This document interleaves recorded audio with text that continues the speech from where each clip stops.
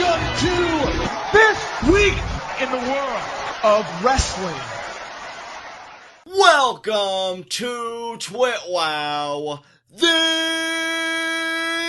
best wrestling podcast made for wrestling fans, by wrestling fans, on the web today. I'm John, that's my cohort and commentary Ashton, and this is our Monday Night Raw review. And I'm gonna level with you guys. I absolutely hated this Raw tonight. Was it abysmal?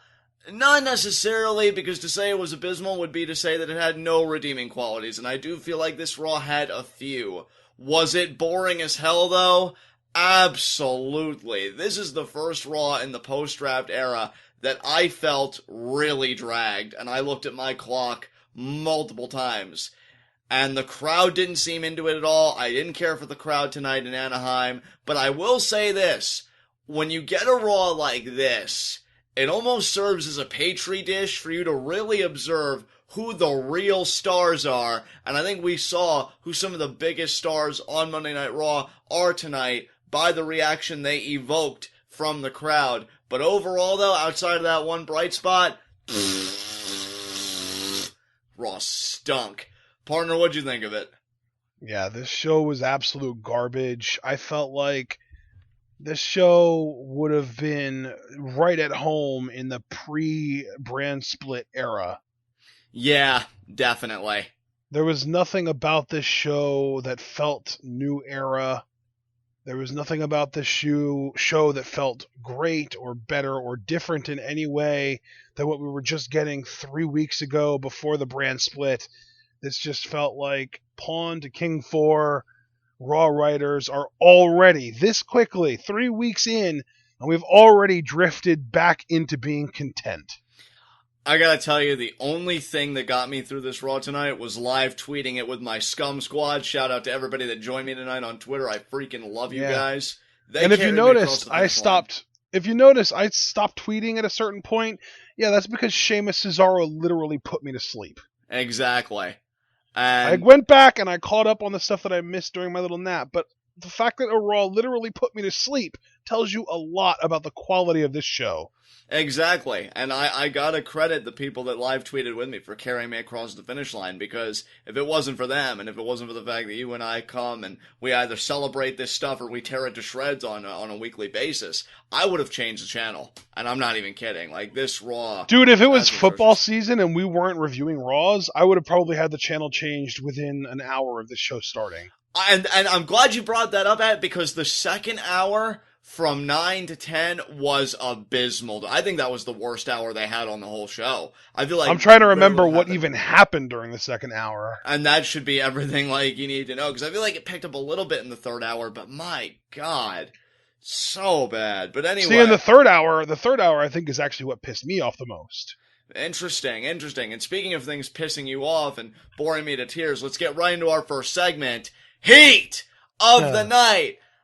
And, you know, guys, I'm going to be honest, like, I have one nitpick, but really no heats of the night, because as you guys know, it's kind of standard operating procedure. Just because a Raw is really boring doesn't mean that much pisses me off. I mean, I wanted it to end, sure, but really the only nitpick I have, which a lot of people on Twitter pointed out to me, that it annoyed them too, what's going on with Darren Young, Titus O'Neil, and Bob Backlund?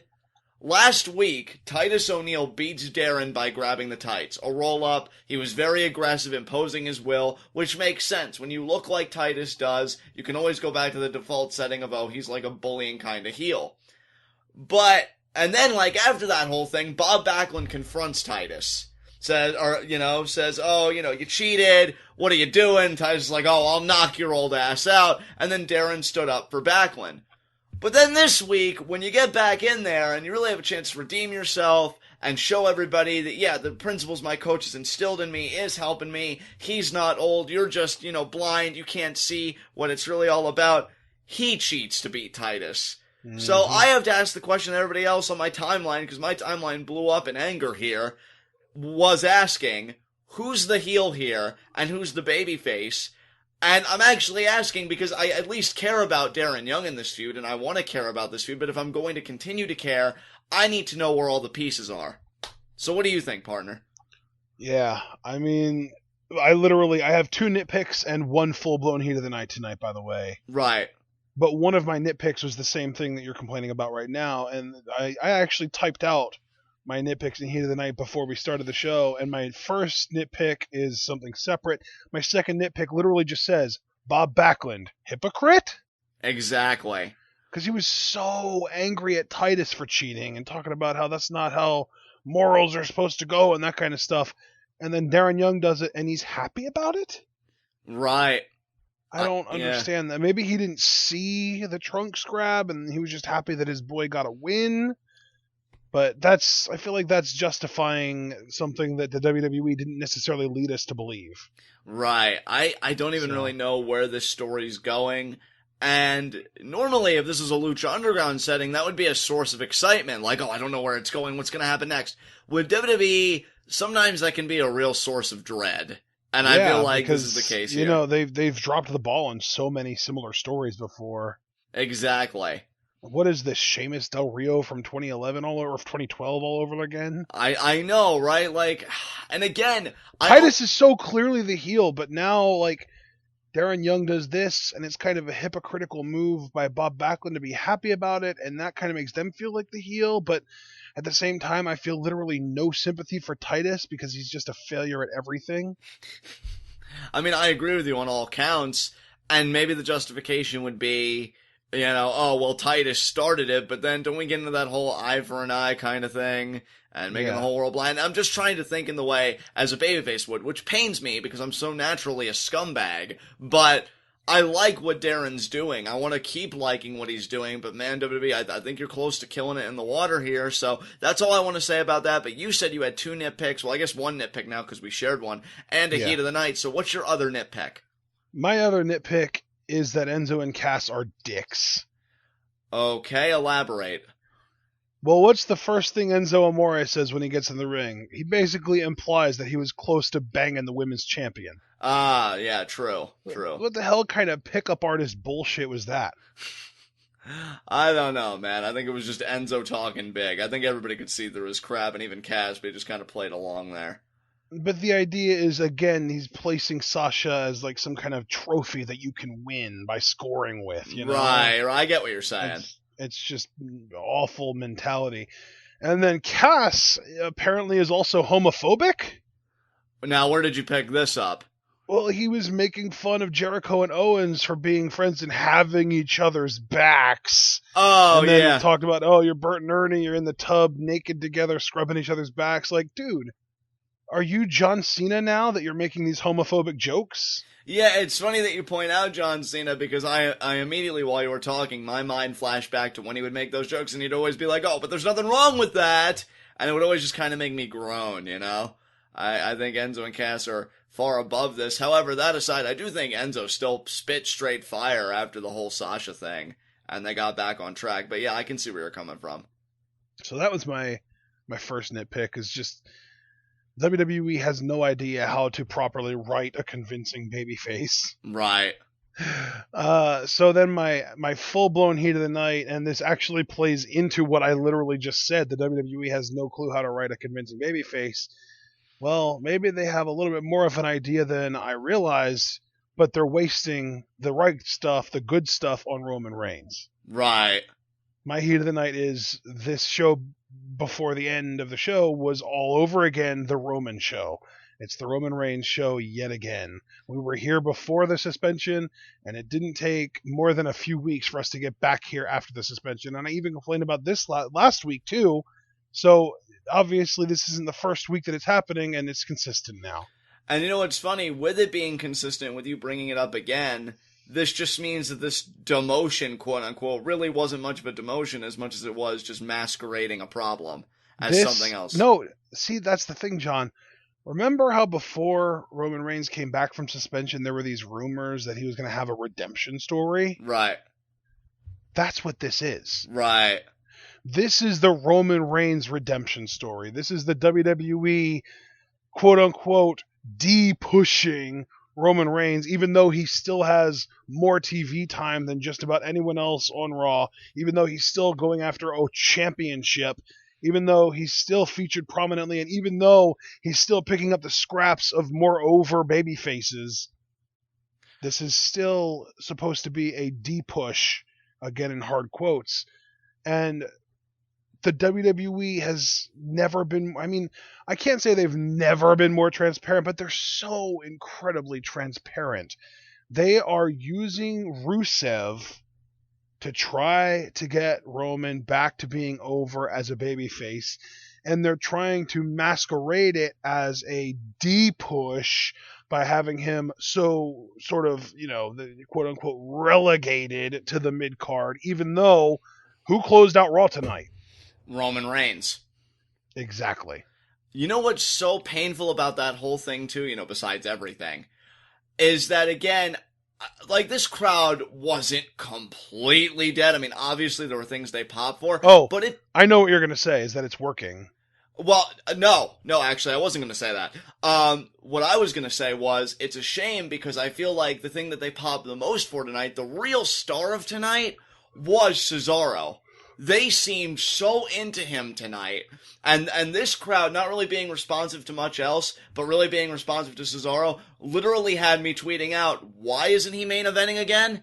And yet, despite him really getting this crowd into that main event title match, and the great heel work of Rusev, I don't want to completely shortchange him, but I feel like the bulk of that work really was Cesaro, Roman Reigns picks up the scraps, and he piggybacks off of that momentum.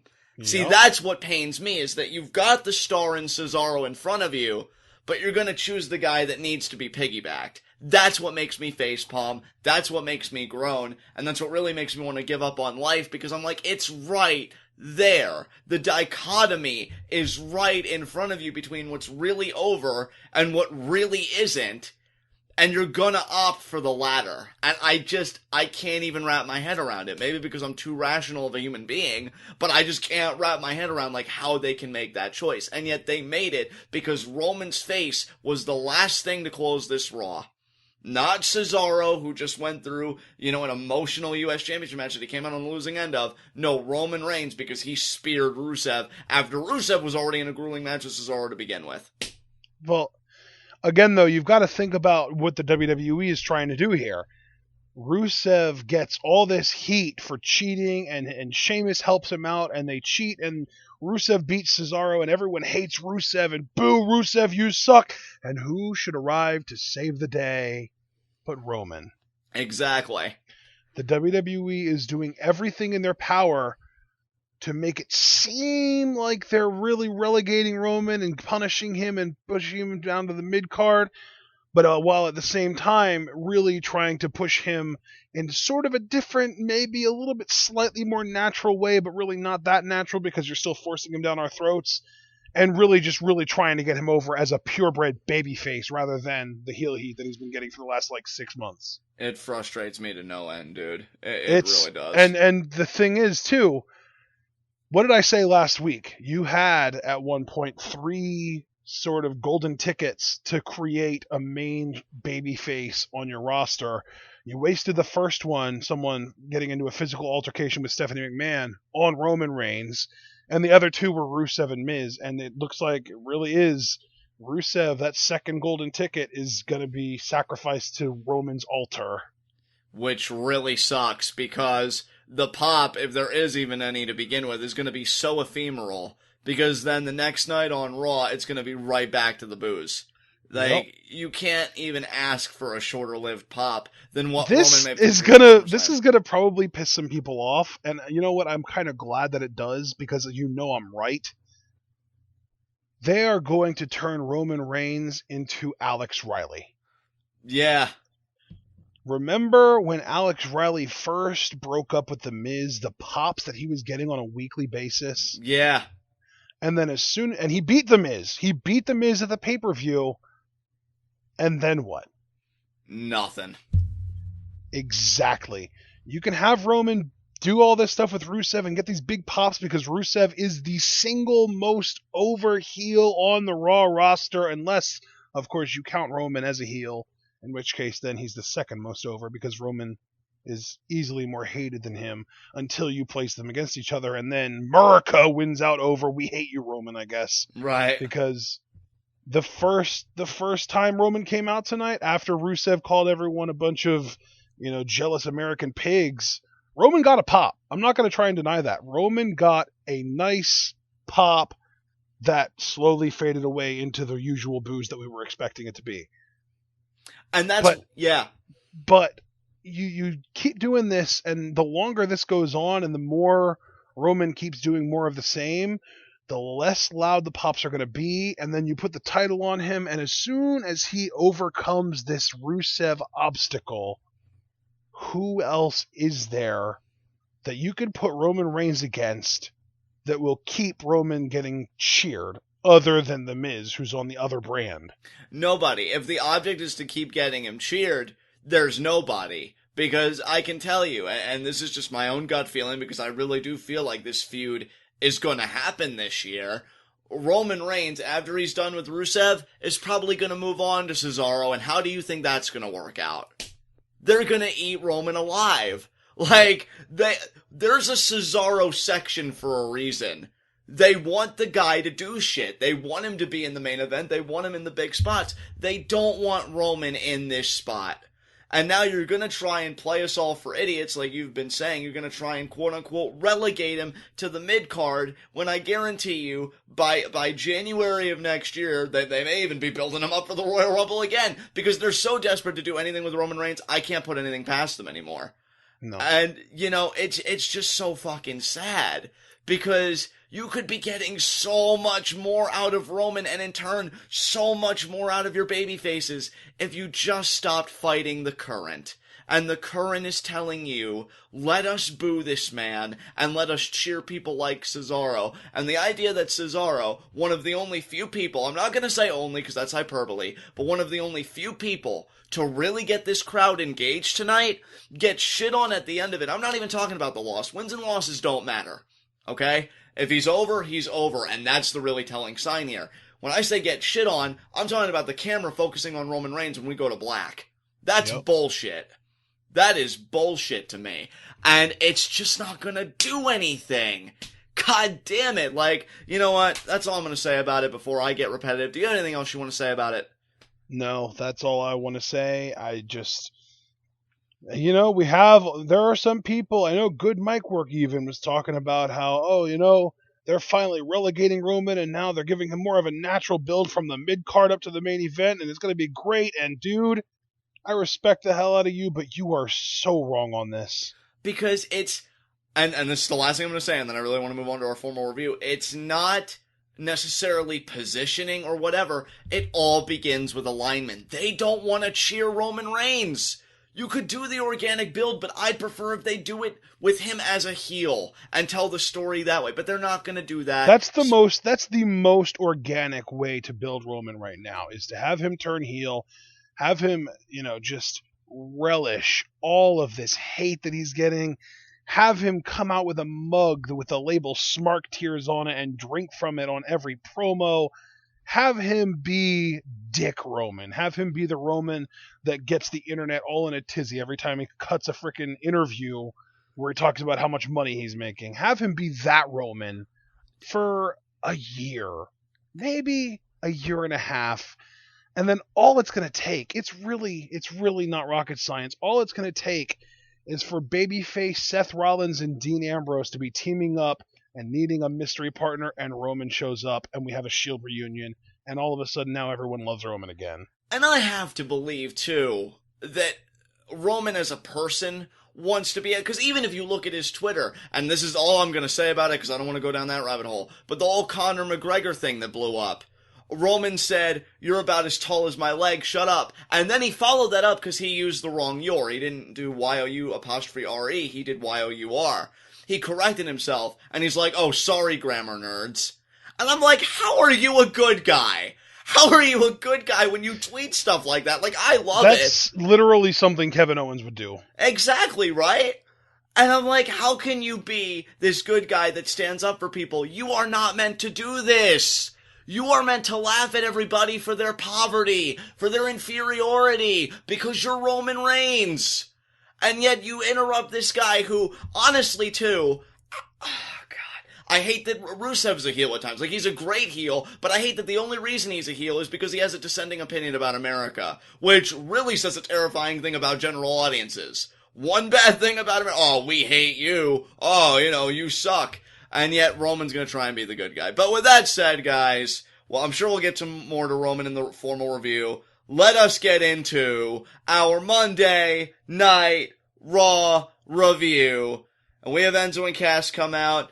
And aside from the Sasha Banks remarks by Enzo, what did you think of his work here on the mic, partner?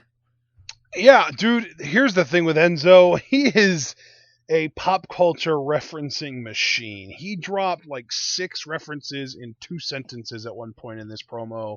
He's ridiculous. Oh, dude, I think, like I said earlier, he spit straight fire on the mic. Yeah, dude, like something about how the Anaheim Angels, and he's going to be on a stairway to heaven while you're on the highway to hell. Just constant barrage of pop culture in my face. Yeah, and then I think he told, like, Jericho and Owens, like, welcome to the jungle.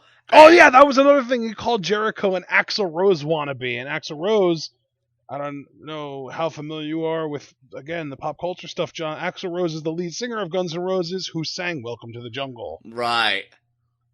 So, frickin' just next level, okay? Oh, my God, yeah. I freaking love Enzo. I think he's quickly becoming one of my favorite mic workers in the company.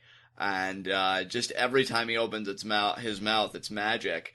And it doesn't take long for Jericho to interrupt, and Owens, I think, came out with him, and then Jericho's like, oh, you're lucky that you have Cass watching your back. And that was kind of the whole thing with Jericho and Owens' promo both. They were kind of singling out Enzo as almost the weak link. And they're like, oh, Cass, you're the difference maker because you're 7 foot tall and you're this and that. And I even really liked how Kevin Owens put it because, like, you were one of the few people I liked down in NXT. But the biggest difference between you and I, we, both had loser best friends, but I was smart enough to dump my dead weight, but you carried yours all the way up to the main roster. And so, yeah, they really made Enzo seem like this weakling, which I hope would mean that he's going to get his redemption, perhaps even at SummerSlam. But, of course, Cass, standing by his friend, he made the Bert and Ernie comments, with his promo. And we more or less get to Jericho versus Enzo because Jericho says, you better watch yourself, you better watch it. And Enzo's like, I don't know what it is, but I'm going to shove it, down your throat. And Jericho seems like he's making a challenge. Cass thought Jericho was making the challenge to him. Jericho's like, no, I wasn't. Cass is like, you were looking right at me. No, I wasn't. I was looking at him. You, Enzo. Jericho was gold here. It's really Jericho, and then the great thing with Jericho, too, like, even the little things, like he grew a freaking goatee, and he looks so much more like a douchebag, but it fits his character so much more. Dude, it's such a natural look for this character. I completely agree with you. And I'll be honest with you, bro, I'm getting to the point where I'm loving this version of Jericho so much that if I knew we had him for another year, I'd give him a title run. Maybe not even the world title, maybe the US or whatever, but I'd give him a championship to work with. I just think he's just been so on point lately. I've been loving his work, and he's been killing it. So we go from this whole promo exchange to Chris Jericho versus Enzo Amore. What'd you think about the match, Ashton? Jericho,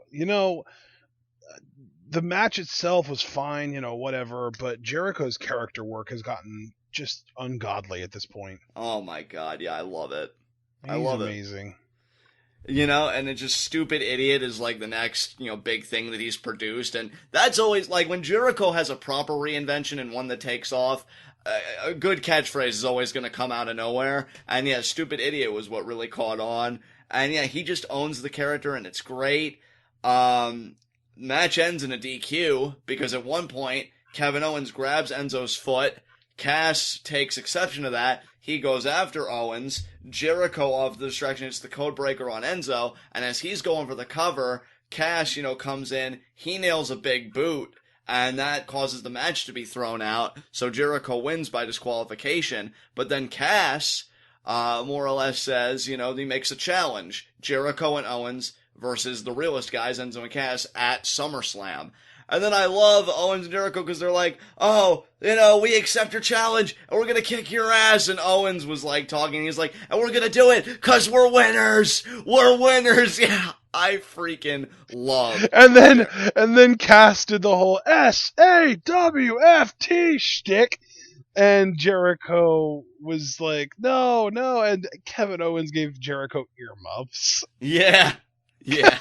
That's amazing. Like, dude, I don't know how long Jericho and Owens are going to stay together, and if I didn't think that Carl Anderson and Luke Gallows were going to become tag team champions, because I'm really looking at that as an inevitability at this point, I would have New Day's next feud be with Jericho and Owens, because it's freaking gold, these two together. Yeah. You already know I love Owens to death. That doesn't need to be gone over. We both clearly love Jericho. That can't be overstated. And the New Day is just magic together. So even without the titles, I would love to see these two teams collide at one point. Freaking Definitely. love it. Yeah, Anything else you want to say about any of this? No, I love Jericho was my MVP of this segment. I loved Enzo and before anyone else came out, but when we get to interacting, Jericho is the king. Yeah, definitely. His delivery when Cass was like challenging him and he was just like, what makes you think I was talking to you, you stupid idiot? And then Cass is just like, you were literally staring directly at me. And he's just like, no, I wasn't. The delivery on that line was incredible. Yeah, he's awesome. Jericho is one of my favorites right now. Might even be my very favorite in WWE right now, actually. That's really something, because I felt like when he would have these comebacks, but he would always be babyface, I'm like, am I getting tired of these Jericho returns? And this got me right dude, back to I was the first person to say he's phoning it in, he sucks, he's not even trying anymore for the longest time in his last run. And now that he's back, like, holy balls. Exactly. Yeah, so good. So what came after this? After this, we had Mick Foley talking to Steph on the phone. Sasha Banks shows up and says that she wants Brooklyn to be a handicap match, her versus Charlotte and Dana, just so that she can keep her eye on Dana. Right, and Mick Foley does her one better. He says, look, Sasha, here's what I'm going to do for you. You're going to have a match tonight with Dana Brooke. If you beat Dana Brooke tonight, Dana Brooke is going to be banned from ringside at SummerSlam.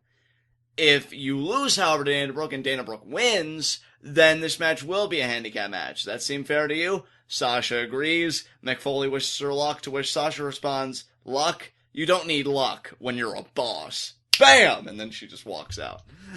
So great stuff here. Short, sweet, and we got another matchmate, so that's kind of progressing the show. No qualms here, man. Yeah.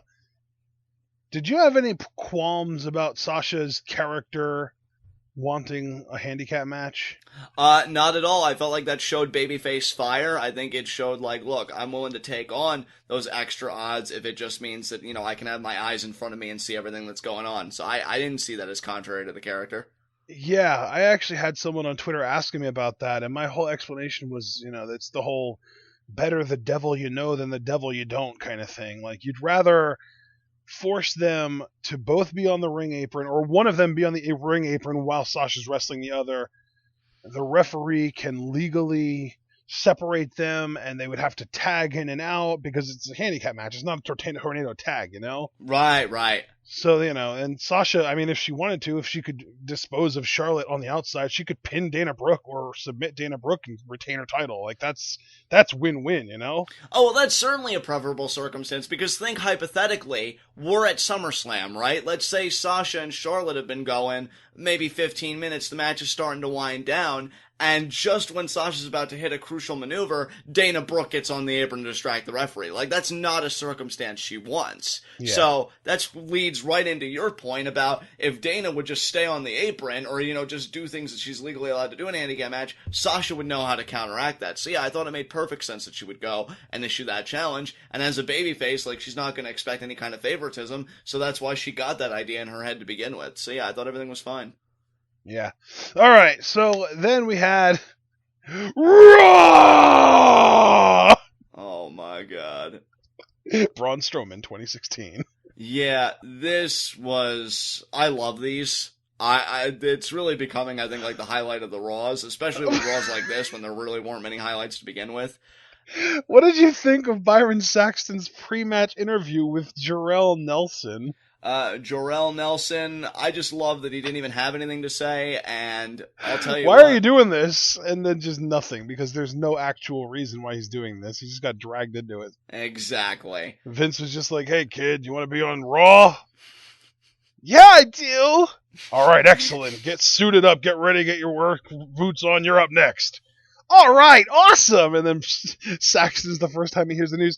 Why would you want to be in a match with Braun Strowman? And he's just like, oh my god, that's what I signed up for. And then Vince is somewhere laughing like, yes, I love it when a plan comes together, especially when the plan was made by me. Vincent Kennedy McMahon. Damn it!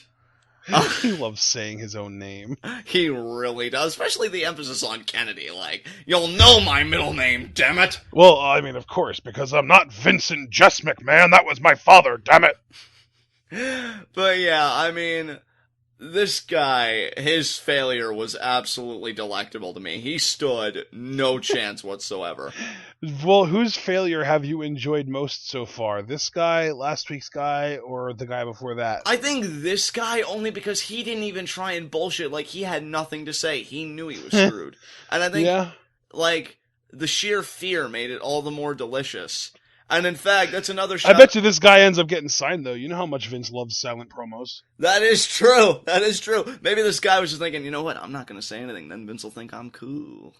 But, this leads to another shout out I have to give to my Scum Squad, because we actually started a new concept tonight with live tweeting Raw with people that we don't like and that are failures. When they lose their matches, we post GIFs of, like, laughing at them, and we kind of share them around, and there were quite a few tonight. Or just, there were some still images in there too, like the one of Nelson laughing. Yeah, and just laughter in whatever form. I did pointing and laughing from Rick and Morty a lot, that was my chosen GIF, but yeah, I really liked it, and yeah, this guy really got the ball rolling, so thanks a lot, loser. Hope you enjoyed yourself. This was just so much fun. Braun Strowman won the match with that reverse chokeslam, a move that's admittedly growing on me. I didn't really like it so much on first viewing, but I think the more that I see it, the more I'm warming up to it. What about you? I mean, I don't hate it. I'm curious to see how big of a guy he could do that to. Yeah, really, or if he could adapt. Like, you keep, I know you've definitely been assertive about the idea of a Braun Strowman Big Show feud. Yeah. And we've been hearing, at least it was a rumor, and I really don't know what rumors to believe and what rumors to just kind of scoff at anymore, but that Braun has greater depth in ring-wise than we're seeing.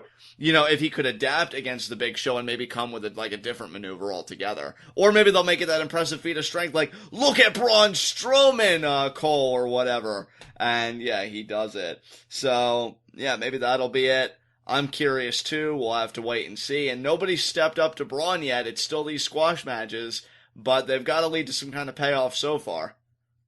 Yeah, I mean, it's obviously leading to that super cliche, pick on someone your own size moment, but just a matter of when that happens, how long they let it go before that happens, and who it ends up being. Right. So, we'll see. It probably going to be a big show. Maybe if we get lucky, it'll be Big Cass. We'll see. That would be cool. That'd be very interesting. Yeah, just anything other than Big Show would be interesting. That's so true. So, yeah, Braun destroys Jarrell Nelson, and then we get this whole Puff Daddy segment that did literally nothing for anyone except for making Mick Foley look even more out of touch, which might have been the point, because they might be actually going with like a Mick Foley's out of touch angle with this, because the whole tablet thing and now this, and it just seems like they're really pushing that Mick Foley is not the type of GM Stephanie wants. Right, Brian out popping him again. Yeah. Well, I mean, Brian is literally like the most over guy since that era with like Austin, Foley, and Rock. But right. Still, it's also a lot more recent that Brian's been popular. There are right. a lot of people in that crowd that don't even know who Mick Foley is, or only ever know him as that guy who likes Santa a lot and don't really know what he did and that made him as amazingly popular as he was. But that just kind of feeds into the whole story, like just this old guy, this kind of relic, like, oh, I stick, with a notepad and I do all of this stuff and I get out my clipboard. clipboard, So yeah, I still think that Mick, I'm actually surprised, and I'll be candid, like, I was wrong. I didn't think he'd be in this position this long, but I still think he's merely like a temporary solution to like something bigger here. Yeah. But we'll see. I could very easily be wrong about that too. But That's probably a safe assumption to make, though. Yeah, this segment with Combs and then the New Day. See, what I was kind of hoping for, to be honest, and I'm not even trying to have a Johnny Scumbag moment, like that's not my intention. I was kind of hoping when Kofi and Xavier asked him, like, oh, do you want to wish Big E well with us? I would have loved if Carl Anderson and Luke Gallows jumped Combs at one point, like Kevin Owens did with Machine Gun Kelly. And, because if you're good, see, I hate the whole guest star thing, and I think you should only have a guest star either if they're really in the background, and granted, this was his only segment, so I can't bitch too much, or if they serve some kind of greater utility. I didn't even mind Machine Gun Kelly being on there that night, because he got powerbombed at Kevin Owens, and I thought that was a great moment for Owens. So I was disappointed, when Carl Anderson and Luke Gallows, they didn't beat him up. And they instead, they did something tonight, and it was a lot of fun, and it was great. I just feel like that may have had a little bit more oomph to it, so I don't know. Yeah, I don't disagree, dude. So yeah, that's all I really have to say about it. If there's anything else you want to say about it, we can move on. Up next, we had the Darren Young Titus O'Neil match. We already talked about that fairly extensively in Heat of the Night. Yeah, we can move on. Seth Rollins promo. What'd you think of this, brother? Oh, he's so good. You know someone's good when they can get this crowd invested in what they're saying. Yes. And he did. Yeah, not a what chant in the house, which I can't say for some other heels, and we'll get to that a little later. Which is sad, because I really like that particular heel, that referring to Rusev. But, yeah, Seth really had him in the palm of his hands. And what did you think about, everything he said to Balor? I gotta say, I've never seen somebody attack someone for having a made-up name before. That was unique. Yeah, and I could tell, at least I'm assuming based on your tweets and your reaction, the most you popped for the promo was when Seth was like, well, imagine if I called myself Rambo Apocalypse, Seth, Rambo, Rollins Apocalypse. Isn't that how he phrased it? I think it was just Seth, Rambo Apocalypse, Rollins. Right. And you were like, oh, that's an amazing name. That is literally the coolest sounding wrestling name I've ever heard, but it would probably also get you sued to hell by, the company that made Rambo and maybe even the X-Men franchise for Apocalypse. Right. So, yeah, and you know what the crazy thing is, and I'm not even saying this as an insult, the route that Seth took, the material that he resorted to, one could accuse of being juvenile. But the brilliance of the Seth character is he just makes it work. Yep. I think anybody else, I'm being serious too, I think with anybody else, you and I would come up here and we'd say, oh really, making fun of a guy for his name when this is pro wrestling and we've had names like Ultimate Warrior, but with Seth, he pulls it off. You know what I mean? It's just oh, that was a great promo. And it was a great promo. And Seth, he ties it all together, and that's another thing too.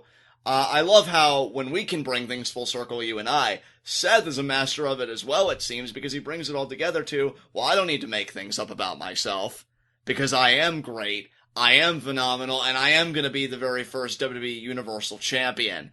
I love how he tied it all together to Finn. You have to make things up about yourself to more or less puff your chest out. I don't need to do that. I'm Seth freaking Rollins. And, he spits off the accomplishments. So to go from something juvenile like, haha, your name is stupid, to really making it a deeper commentary of, you do this because you have nothing else going for you because you're not me. That's just next level heel work right there. Yep. Anything else you want to say about it? No, I think this was just a really well done promo. I think you touched on what made it so good, and we can move on to Sheamus Cesaro, which put me to sleep. Yeah, so I guess I'll carry it since it literally put you to sleep. How long were you out for anyway? Did you sleep for a half hour of the show? What segment did you wake up at?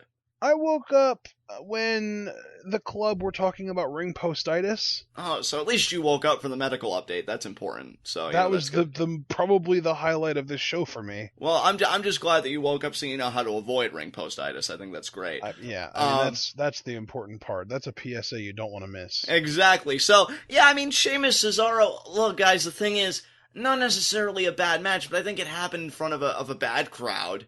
And Sheamus on offense is boring. People want to see Cesaro. They want to see him do better stuff. And then they try and create, and see, this honestly could have been another nitpick. Because if you want to create controversy, you want to throw things up in the air, why not just give Sheamus the win? Because they do this kind of quasi ref bump. I think Sheamus and the ref collided or something, and then Cesaro rolls Sheamus up, but the ref wasn't completely incapacitated, you know what I mean? So he was able to make the count. Cesaro gets the 3 count. He beats Sheamus rather, for the second straight week.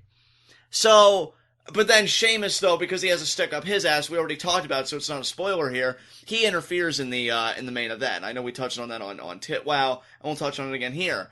And so you know this feud's gonna continue, but my question is, why is it gonna continue? If Sheamus had won, and I made a parallel, I think, last week, oddly enough, to Sheamus' feud with John Morrison back in 2010, those two traded off victories. Morrison beat Sheamus at Survivor Series that year. Sheamus beat Morrison in the King of the Ring finals. And then they settled it at the TLC pay-per-view. Winner got a WWE Championship match. That was smart booking. You had a guy with a victory each, and then with the rubber match, you raised the stakes, because these guys really began to develop an animosity for each other. What's gonna make me groan about this, and the only way I'll really forgive it, is if SummerSlam has greater implications. Winner gets a US Championship match, or even a Universal Championship match, as I've been saying. But if this is just another singles match, because, oh, they've gotta settle the grudge, I am gonna groan so hard, because what does either guy really have to prove? Sheamus can't prove anything because he's a loser. And this is a waste of Cesaro's time because he already beat Sheamus twice. So, from a storyline perspective, this is increasingly frustrating to me, and just really annoying to me, because Cesaro should be doing other stuff. And I'm sorry for blathering on so long, but again, you literally fell asleep, so I thought I'd just take this opportunity to vent. I just think Cesaro's being wasted here. I don't even disagree with you, John. And the thing is, the whole purpose of them using Cesaro to win this match is building him up so that Roman could cash in on his popularity. Just fucking, I don't want to rant. Nope, I'm not going to rant. Let's just move on. Oh, get over it. You already ranted. And that's just it. That's what I'm saying to myself, dude. I have to get over it. Why do you think I stopped myself? Can we please just move on? Okay, all right. Up next was 5th match of the night. We just talked about Sheamus. The Dudley Boys versus Neville and his mystery partner, Sin Cara. This was kind of another nitpick, to be honest, now that I think about it. And I can't believe I'm saying this, but I'm kind of serious. You could have done something interesting here with Neville, like, oh, the Dudley Boys are picking on him, whatever. He could have picked anybody to shut him up. And you pick Sin Cara. Now, I like Sin Cara, okay? But I find this funny for 2 reasons. One, this tag team, I don't know. Remember how we used to say, and let's just be honest with ourselves, remember how we used to say that they put guys like, oh, R-Truth and Kofi Kingston together because, oh, you both are black, it'll work. We used to say that on TWitWoW. Well, to me, this is just putting 2 guys together because, oh, you're the same in-ring style, right? You're both high flyers, right? But I don't really see anything beyond that. A lot of people were calling for Sami Zayn to be the partner, and I'm not gonna lie, I agree. Why wasn't Sami Zayn on this show tonight? This show could have really used Sami Zayn, and this crowd especially could have used Sami Zayn.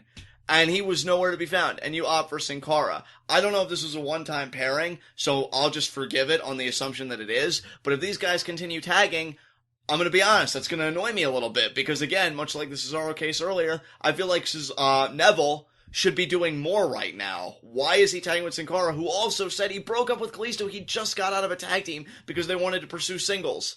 Well, I guess that really worked out after, 1 week? Maybe 2 at most?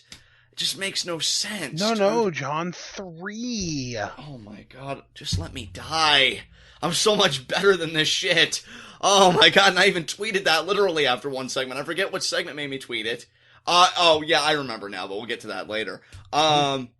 Yeah, I mean, Neville and Sin Cara win, which is even more hilarious because the Dudleys are 9-time WWE Tag Team Champions, and not even taking into account all the other tag team titles they won, and they lost on top of that because of a miscommunication. So the makeshift team worked together perfectly, and the veteran team, they have a miscommunication. That leaves Devon vulnerable to the Red Arrow. Neville and Sin Cara win. I don't mind that the baby faces won, I'm just all sorts of confused right now. So, yeah, exactly. So the tag team that's been together for 20 years now had a miscommunication that led to the thrown together team that was together for one night to pick up the victory. I literally imagine Neville and Sin Cara came together because Neville knew it was match time. He was walking in the hallway thinking, well, shit, I don't have a partner. He saw Sin Cara drinking coffee, presumably through that mask, and said, hey, you working tonight? And Sin Cara laughed because he thought Neville was kidding. And he's like, oh, well, you want to tag with me? It's like, oh my god, yes, definitely. And they did it. And they won. Like, that's just how I picture this team coming together. And yeah, a team that's been tagging for 20 years, 2 decades. They have the miscue. That's top notch, guys. That's great. I'm happy for Neville that he's healthy and that he's back. And honestly, this is another reason. And now I know it's not his fault directly. And really, I should be blaming the bookers and stuff. This is another reason why it sucks that it's the Roman Reigns show. Because imagine the pop, and I feel like it would have been a sustained pop if Neville had interrupted Rusev and he interrupted him. Especially because, he is more of a cruiserweight and stuff, so it'd be like this smaller guy standing up to this bigger guy. But no, we give it to Reigns. I don't know, dude. It's frustrating. Yeah, it is. And especially when you think about the fact that the Dudley Boys are basically the only legitimate heel tag team other than the Club on Raw. Exactly. Yeah, like that's it. I mean, the only other tag teams are the Shining Stars, who I would love to see get a push, but let's be real, that's not happening. And Golden Truth, who aren't even heels. Yeah, and I mean, unless you're planning on reuniting 2/3, or I guess a half, considering Adam Rose used to be a part of it, of the Social Outcasts, and having Bo Dallas and Curtis Axel team. But again, there's the legitimacy problem. And, speaking of the whole tag team division, you waste the heel heat of the Dudleys on a makeshift team, and I like both Neville and Sin Cara, just not this way. And then speaking of the Shining Stars and Golden Truth, that storyline didn't even get touched on tonight. We saw Golden Truth, but I don't even really feel like that addressed R-Truth's Pokemon Go addiction at all. Yeah, and you know what? I don't even have that written down. I don't know when it happened, so let's just talk about that now. Let's just address it just to get it out of the way. What the hell was going on with that? It was promoting the new WWE Scooby-Doo crossover. That's all it was. And here's my thing. I understand the WWE that we've all inherited. I get that they have to promote stuff and advertisers, all that stuff. I get it. But you couldn't even at least work storyline development into it. I think Goldust asked at one point, oh, R-Truth, what are you doing? Are you playing Pokemon Go? And that was all that was said of it. No Shining Stars, no talk about how R-Truth's head wasn't in the game last week. None of that crap. If anything, right, because of this whole Scooby-Doo crap, R-Truth flipped the script, and he's like, oh, Goldust, do you have, a new best friend? No, R-Truth, don't you deflect when you're the one whose head wasn't even in the game last week. And now all of a sudden, because of this promotional endeavor, Goldust is looking like, oh, no, man, it's Scooby-Doo, it's a good guy. And it's like, Goldust has to defend himself. When what happened to the story that you guys lost to the Shining Stars because R-Truth didn't have his head in the game totally got abandoned. And, we talked about it. I don't care if it's a comedic storyline or a storyline for the heavyweight championship of the world. Finish the stories you start. Lucha Underground always does it, whether it's Masquerita Sagrada involved in something or it's Brian Cage and Matanza freaking killing each other. They always finish their stories, and you can't even find it in yourselves to progress a story with Golden Truth, who you chose to have on my TV to begin with.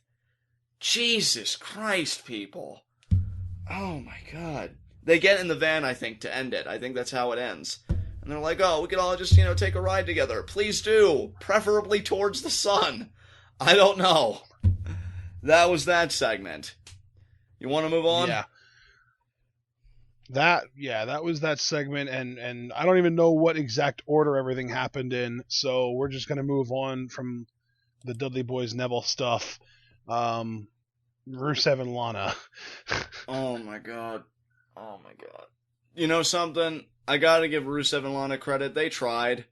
They got whatted to hell for this. And it's a shame because you know how much I like Rusev. He ranks very high. He's in my top 5. Not just in my top 10, generally, he made my top 5. I think the world of Rusev. Wasn't his night tonight. Just didn't get it off the ground. Got whatted to hell. I think he tried his best. And, you know, it's so funny, though, where the heat comes from, because he was celebrating his recent wedding to Lana. So the guy can't even celebrate being married? Like, I don't know. But that aside, that doesn't even matter. Look, if you're getting booed, you're getting booed, but it was worse than that. They were getting whatted. Then Roman Reigns comes out. And I love how Roman Reigns, dude, as a babyface, you really don't have much charisma going on to me. As a heel, you do. You have it for days.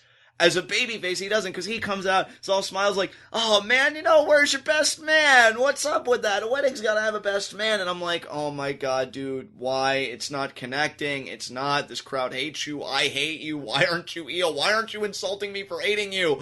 Why? And he's like, oh, you know, I'll be your best man. I'll fill that role. Rusev's like, I don't want you. And you know, like, stop touching my stuff. Like, we paid for all this stuff. And then, you know, Roman's like, okay, look, I'm just going to pour myself a drink, and I wanted to make you a toast. Rusev's like, I don't need your toast. And Roman's like, fine, look, you don't want a best man, that's fine. Then maybe you'll accept my challenge. You versus me at SummerSlam for that United States Championship. Rusev, of course, being the heel, says no. Roman says, well, you know, if you're not going to accept my challenge, you're going to hear my toast. I didn't come all the way out here not to make a toast. And, I think he made a sex joke about Rusev not being able to deliver on the night of the wedding, and that led to Rusev just snapping, beating down Roman. Roman, I think, got like one uppercut that like stunned Rusev to the point where he collided into Lana. Lana fell into the cake, and she starts like screaming, I hate you! I hate you! Like to Roman Reigns, is just like freaking out because her dress is ruined, she's ruined. And Roman is just like walking up the ramp. He's smiling because he ruined a happy time for two people that are only hated because they have a dissenting opinion. You're a real wonderful guy, Roman. Real swell guy. And that was pretty much the segment, is just Rusev and Lana freaking out. So, yeah, that was that. Yeah, Roman's an asshole. He really is, dude. He really is. Alright, so we already also kind of complained about this whole thing with Roman, and now let's talk about Sasha Banks versus Dana Brooke. Not really much to say. It was a relatively quick match. I mean, Dana got Not really much to say seems to be the theme of the night, because there really wasn't much going for this Raw. There really wasn't, dude. It was freaking crazy. So yeah, I mean, there's a little back and forth. Dana's on offense for a little bit. What was that? I wish it would have been crazy. It would have been more interesting. Yeah, really. But then Sasha, she turns it around, and Dana Brooke is such a weak opponent. Now, admittedly, my stream cut out for this because, as you all know, I don't have cable. Thanks to Brandon Best for filling in the gaps. But apparently Sasha didn't even need to use the bank statement. She just did the double knees, like, in the corner, and that pinned Dana Brooke. So, that's pretty cool, I guess, that not every match is going to end with a finisher necessarily, and you can use a different maneuver. You know, that's I wonder how many times, though, people will say, or have said, rather, that, man, that double knees in the corner looks like I could put a match away. Right. And now we're here. I mean, certainly better than the roll-up of death, so, I mean, there you go. And with Sasha Banks winning, it is going to be her versus Charlotte one-on-one at SummerSlam. And then, you know, do you have anything you want to say about this? No. All right, then after this, we have our Finn Balor moment, and this was great. Oh, my God. After a stream of, like, okay stuff to pure mediocrity, this was stellar. Balor just telling the story of his name, of, you know, the folklore and the mythology of Ireland, and then just last getting to his name, the Demon King. And, you know, it was so funny because I will say I had telepathy with this segment, or I had ESPN, as we like to say here on TWitWoW, with this segment, because I was saying to myself while Finn was talking and he was going through all the lore and mythology, which, by the way, shout out to Lee Clark, who's Irish himself, and he actually confirmed that all the mythology was true, and that, you know, it is actual mythology. Right. I was saying to myself, oh, you know, this is really going well, but it would be perfect if they show Finn, like, becoming the demon to end it, to really strike that last chord, and they did it to end the promo. They showed him, like, they showed that transition of him, the demon inside, like, awakening, so to speak. And I'm like, yes, they nailed it! I've gotta say, and I will say this, in my opinion, and I think in the opinion of quite a few people, which made me happy to see, Raw, for the most part, has handled Finn Balor very well. I really can't complain with how they've promoted him, how they've utilized him. I think they've really been treating him like a star. I think it's amazing, and knowing that he's in this spot at SummerSlam, I still don't necessarily expect him to win, but I'll give my full-fledged thoughts on that and my final thoughts on that when we do SummerSlam preview and predictions. But just knowing that they're promoting Finn this way and treating him this way is such a freaking relief. And it's wonderful to see, too. I love this video package. In fact, I'll come out and say, I thought this was the highlight of the whole show. I fucking love this, and I can only imagine how my boy, Stephen Herman of The Smark Show, because he loves Finn Balor, I think he loved this, too, and he should. I think all Finn Balor fans probably really enjoyed this.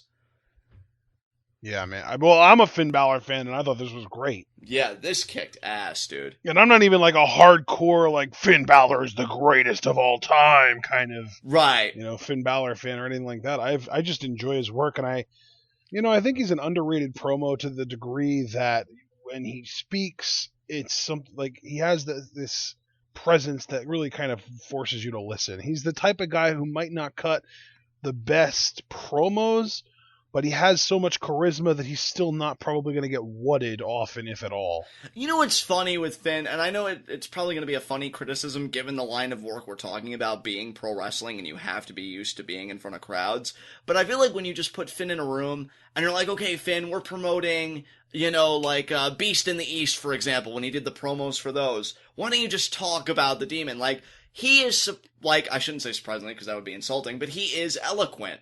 And I feel like I like the stuff that he says. I remember the Beast in the East promotional stuff when he was like, do we embrace the demon inside? And he was talking about the whole dichotomy between being a human being and having a demon inside. And I thought that was really cool because he was going to bring the demon to Japan to beat Kevin Owens for the NXT Championship.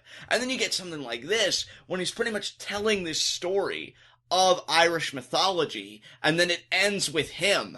And then he goes into that transformation. It's just so freaking cool. And it makes you excited about the character because there is a richness there that you can draw upon.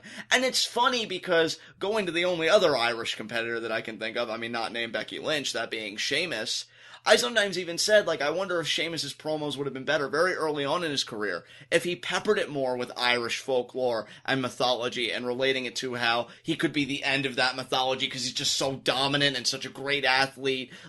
He's beyond mythology or something like that. And they're really doing that with Finn, and it just feels so natural. I love it. I think it's great.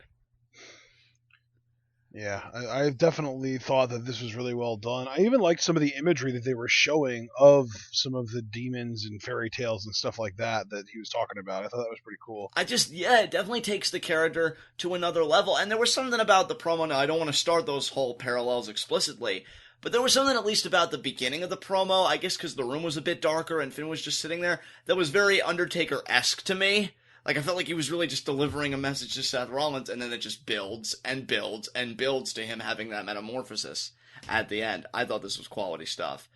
Absolutely. With that said, we get to the point where you woke up again, because, ring post-itis.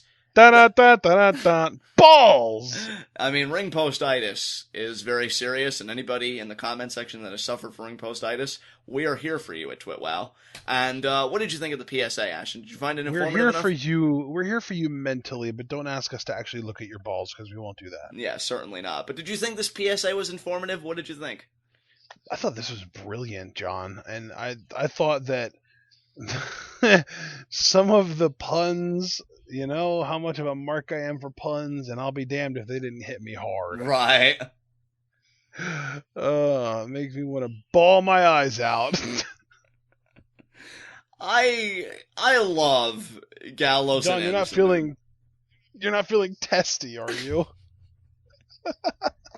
This was great. They did the whole doctor get up and everything, and they even had a little test sample bottle kind of thing with the balls in them, and they're they went all out. It was amazing. They went all out and balls out, dare I say. But yeah, then they're like, there you go. See, that's getting in the spirit. But then they're like, oh, and Kofi Kingston tonight, that's gonna be great because we're gonna be able to get another sample. And I'm like, yes, guys. You know what, guys? You do you. This Raw's already gone to shit. You can only make it better by just doing this, and they did. This was a lot of fun. See, this was comedy done right, and I've always been a stickler with comedy. I mean, you and I have been doing this show long enough now. You know what comedy resonates with me and what doesn't. This is the kind of comedy that resonates with me. I thought this was great. We go from that, though, to Gallows versus Kofi Kingston, and I can tell you that Gallows did beat Kofi. I just don't know off of what move, because again, I had another problem with my stream. Like, towards the end of the show, my stream was a bit more problematic, so I don't know what maneuver Gallows used to pin Kingston, but it was a quick match. And yeah, he made quick work of Kofi, so Gallows does win, which of course, beating one half of the tag champions in a singles match clearly means that redeems their tag team loss from last week, and they're totally getting a title match at SummerSlam, right? Totally! And, after that, Gallows kind of gestures to the ring post like, oh, let's do it to Kofi. And Xavier gets a steel chair, and he makes the save. I love how visceral Xavier was here, though, to make this save. I was really kind of hoping Xavier would get beat down, and then he would get ring post-itis. I don't know, but it didn't happen, and they just kind of left Xavier alone. So, I'm sure his turn will come next week, though. So, yeah. Anything you want to say about this? I wonder if Kofi will let that happen, though. I mean, Xavier had Kofi's back tonight. I wonder if Kofi will have Xavier's back. Kofi won't, and then Xavier turns heel at SummerSlam for his balls. Oh, man. I'm sorry, Kofi, but I got ring postitis, and Anderson and Gallows said that they made a cure, okay? I had to do it to get the cure. I mean, it really hurts, Kofi. You have no idea. Yeah, you didn't experience this because I saved you, thanks. Oh, man. So, but you have nothing else you want to say about this match? I don't think so, no. This was one of those matches that was just kind of a throwaway to me. Right. We get to our in-ring segment with Mick Foley and Daniel Bryan. Like you said, early on, I think you said this on TWitWoW, I believe it was, the passive-aggressive, with Daniel Bryan, in your mind, being more aggressive, Mick being more passive. And, they go back and forth. Daniel Bryan's like, oh, I really think you're doing a great job here on Raw. And then Mick Foley's like, hey, Daniel, stop. Don't try and play me. Like, I know what you really think, and you said it on Talking Smack, and take a look at the clip. And it was the clip where Daniel Bryan was making fun of the idea of a whole Universal Championship. And they kept He's going to be the champion of the Milky Way. Yeah, I love Bryan, man. He's so good. Yeah, he is. And they keep going at it, but then Rusev interrupts. He says he's going to crush Bryan for the greatest Raw general manager in history, Mick Foley, which was really weird seeing Rusev be that nice. And Daniel Bryan called him out for it, and he's like, are you sucking up to the Raw GM so you don't have your U.S. Championship match with Roman Reigns? That's honestly pathetic, dude. Like, just hearing Daniel Bryan call somebody else pathetic, I don't know why, it just made me be like, damn, Rusev, you got torched. And he's just like, find your nearest burn center, please. Exactly. And then Rusev's like, oh, I'll just crush you like the little SmackDown Live bug that you are. And I'm just thinking to myself, Rusev, I love you, but that was oddly specific. And then Cesaro comes out, who's also a Raw representative, but he's more babyface, obviously.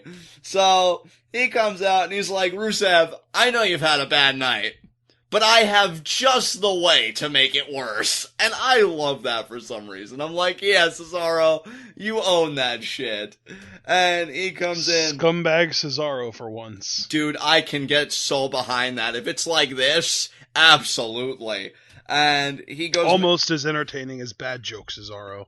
And dude, it's so funny because I remember last week on TWitWoW, and I primarily credit you for this because I think I chipped into the conversation, but I think this was all you, where you were like, how funny would it be if Cesaro came in to claim his title shot, and Mick was like, I have no idea what you're talking about. And while that didn't exactly happen, I kind of got that vibe here until Daniel Bryan and the crowd stepped in. Because Cesaro looked at Foley and he's like, well, you said I could get a championship match, so I want a championship match with Rusev tonight. And Foley just like, well, yeah, but Sheamus almost had you there, Like, what an asshole. Exactly. Like, Mick, you're old, you're in the way, and I honestly stopped caring about what you were saying the minute you opened your mouth. Now give Cesaro his damn title shot against Rusev, and like, oh, Sheamus almost had you there. No, he didn't, because Cesaro beat him definitively last week, and he rolled him up this week. Don't give that shit to Cesaro for winning 2 straight. And thankfully, Daniel Bryan being the voice of reason, he's like, well, Cesaro, if I do say so myself, I think you're being underutilized on Raw. And And the pop that got! I know, Oh. dude. He's totally getting traded this fall. Dude, honestly, good. Yeah. Good. Because and you know why I say that? I wouldn't have said that if it wasn't for the final few moments of tonight, because tonight really crystallized to me, and it should have crystallized to me a lot earlier, so this is totally my fault. It's always gonna be the Roman Reigns show. Always. Yep. That crowd, when Daniel Bryan mentioned how underutilized Cesaro was, they popped so big. Cesaro, I think, just for being underutilized, got the pop of the night. And, like, it's crazy to me that you hear that. Vince feels like, or maybe he doesn't anymore, I don't know, but we know that he used to feel like Cesaro had no charisma, no whatever, but the crowd desperately wants him to succeed. Mick gives in because everybody's twisting his arm, even though he should have done it in the first place if he wants to keep pace with SmackDown. Gives Cesaro his U.S. Championship match with Rusev at that very moment. And before we move on to the match, Ashton, do you have anything to add to this whole Mick Foley-Daniel Bryan confrontation here? I kind of hope Baron Corbin lands a spot in that SummerSlam Intercontinental Championship match with The Miz and Apollo Crews, since he didn't get pinned in that match to determine the number one contender, and ends up winning the title, and then Bryan trades Miz for Cesaro. That would be amazing. That actually makes a lot of sense, because Cesaro could just be a pain in Mick Foley's ass over the next couple months, and then Bryan already hates The Miz and didn't want him in the first place and only drafted him for the Intercontinental title. So if Miz ever loses that Intercontinental title, Bryan's going to want to trade him first thing. And we know Stephanie, I think, at least likes The Miz for his utility, because she's already called him a utility player. Isn't that what it was? Yes. Just the idea that he says yes to everything and he kind of is willing to go on all this stuff. So maybe Stephanie would be interested in The Miz. And that trade makes sense for both parties. And I think Bryan gets the guy that he probably wanted to draft. And Mick Foley and Steph get a guy that they have that can be their yes man and that kind of be the teacher's pet of Raw.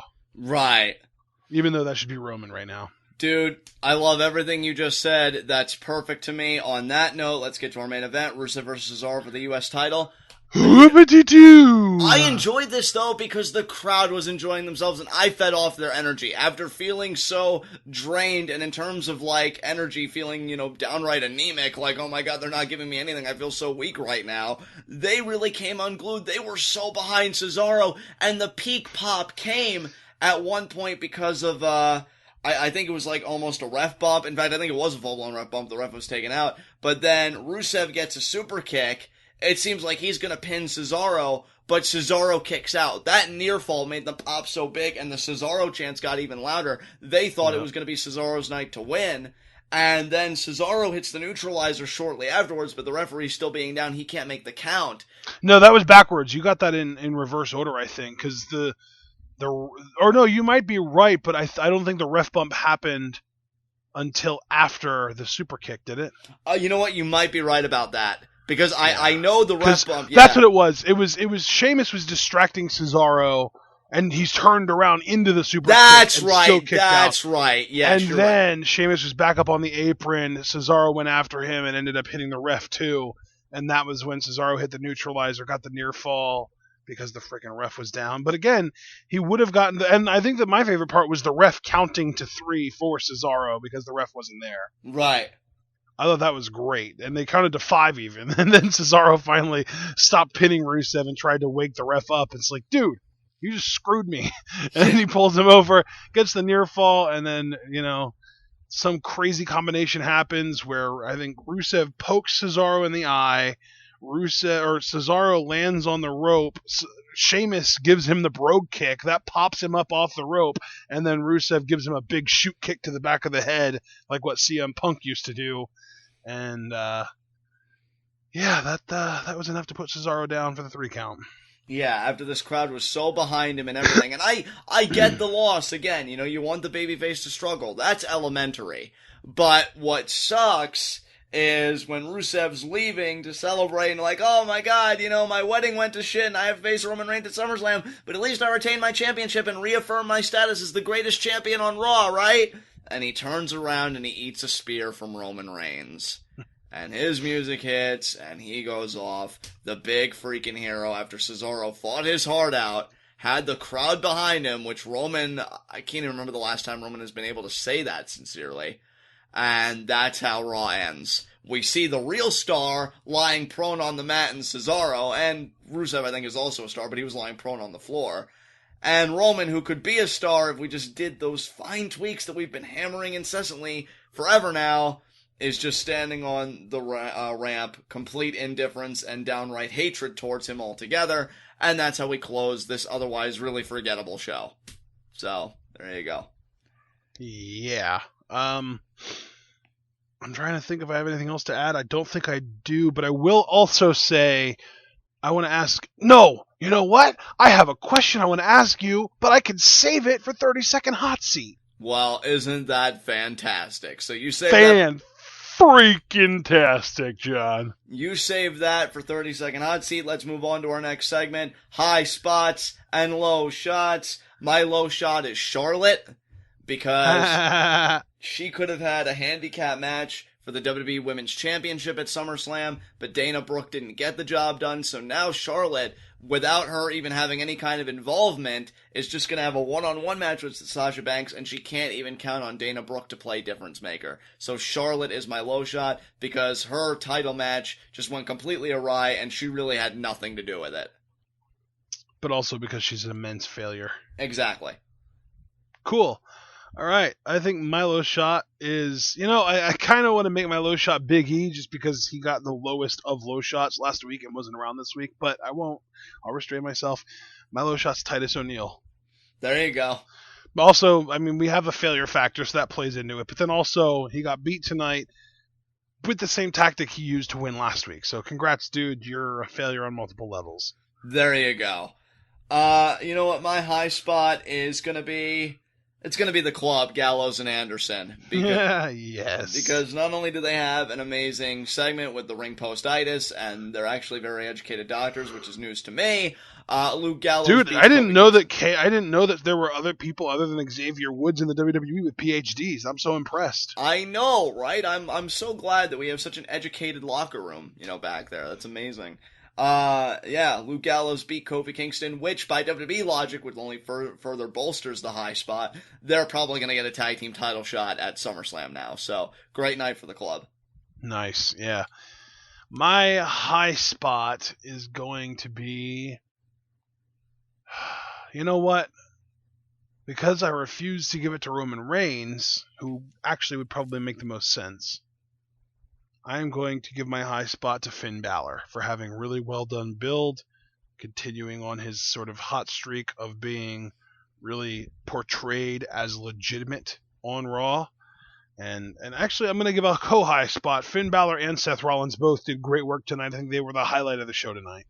Excellent. I love it. And one of them is going to be the next Universal Champion. Yes, that's very true. Co-high spot, Balor and Rollins at the same time. There you go. With that said, let's move on to our next segment, Raw Request. My Raw Request is simple. Next week is the go-home show before SummerSlam. Step it up. Well, yeah, normally with shows like this, I like my Raw Request to be suck less, but obviously we like to be more specific. With the Sheamus Cesaro storyline, I want a number one contender for some championship stipulation to be added. This crowd very clearly cares about Cesaro, and at least the crowd in Anaheim was apathetic towards Sheamus. Maybe the crowd at SummerSlam will boo him, which would be an ideal scenario. If you raise the stakes, you give a reason for emotional resonance in the match itself. Use this Raw to get those stakes established and have these guys, whether through their words or their fists, express what those stakes mean to them. I think that's important. Again, going back to the Sheamus Morrison storyline, when it was announced that they have a ladder match at TLC, winner would become number one contender for the WWE title, that same segment, Sheamus drew Morrison's back into a ladder. And that got the heel heat because, Morrison's got to overcome, but if he does, he gets this amazing prize at the end. Do a similar thing here with Cesaro. The crowd wants it, and he's over as hell. So that's my Raw request. Don't waste what you got here, people. Okay. My Raw request is to do a better job of being perfectly clear what matches are actually happening at SummerSlam, because we have a lot of matches that get teased, a lot of matches that are probably happening, but they need to set more things in stone. Right. That's my Raw request. I think that's excellent, and with that said, let's get on to our last segment, 30-second Hot seat, I know you've been saving this question for me, so what is it? Okay, we already know Roman Reigns is facing Rusev for the U.S. title at SummerSlam, but I personally don't think that that'll be the entire scope of that match. I personally believe that next week they're going to turn the United States Championship match into a fatal four-way and also involve Sheamus and Cesaro in that match. What are your thoughts on that idea? And what is your sort of ideal scenario for the SummerSlam United States Championship match? You have 30 seconds, and your time starts now. I do really like that idea, and I think they may go for it because even though they want Reigns to be a babyface, they also want to make matches more palatable with Reigns in them by any means that they can. What I do think the situation will be, though, for the U.S. Championship picture, it is going to be Roman Reigns versus Rusev. Roman Reigns comes out on top. I'm going to stick with Cesaro beating Sheamus again at SummerSlam for a third straight time, and then we go right into our Cesaro-Roman Reigns program for the United States Championship. That's my prediction. All right. That took you about 26 seconds. Not bad, right under the 30-second mark, and I could dig that. I kind of hope they mash them all into one match just because then Roman, if they have to give Roman the title, he can just pin Sheamus and no harm, no foul. Exactly. You know, that way Rusev doesn't lose any credibility, Cesaro doesn't lose any credibility, and maybe we can even do, since Sheamus got pinned, we could do a triple threat at Night of Champions between those three guys, Roman, Rusev, and Cesaro. Right. That would be interesting, in my opinion. Definitely. So, with that said, any last remarks about tonight's Raw? Close her out.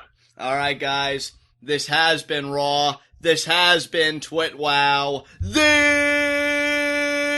best wrestling podcast made for wrestling fans, by wrestling fans, on the web today. I'm John. That's my cohort and commentary, Ashton. Guys, be sure to comment and subscribe on YouTube. Remember, the Raw question in the comments down below is always the 30-second hot seat. So do you think they're going to mash up, the Sheamus-Cesaro feud and the Rusev-Roman Reigns feud and have a fatal four-way match for the U.S. Championship?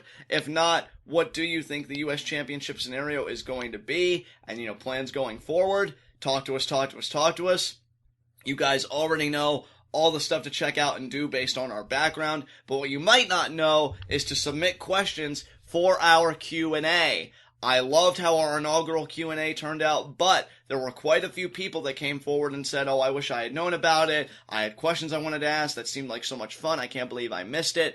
We do it on the last Friday of every month. We get together and we answer your questions. So be sure, any questions you have, and I think one person asked, how many questions am I allowed to ask? And I think, partner, you said up to 5. So I'll say 5. We have 12 so far that have been submitted, which is a lot more than we had at this time last month. Exactly, and it's still very early in the month, so you have up to 5 guys. And even if you've already asked some questions, but now you realize 5 is the limit and you have more, go ahead, ask them. Don't be shy. I loved engaging you guys. Ashton was the same. We had a lot of fun doing it. You guys make us, who we are. We love doing it for you guys. I say on Twitter, the best fans on the web today. So ask whatever questions you have, anything at all, and we'll answer it on the last Friday of the month for our Q&A. So get at it, guys. I would love to exceed our question count for this Q&A. But until then, we will see you tomorrow for SmackDown Live TWitWoW. And hopefully, that we'll get more development for Dolph Ziggler and Ambrose. But until then, guys, tune in and peace out.